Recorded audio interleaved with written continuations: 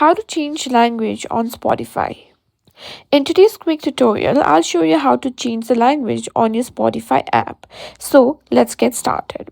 First things first, make sure your Spotify app is updated to the latest version. Now, simply open your Spotify app. Simply tap on your profile icon in the top left.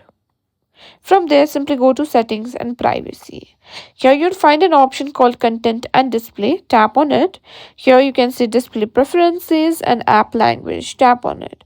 Now it will say want the Spotify app to be in a different language. Simply tap on Continue. So simply select Continue.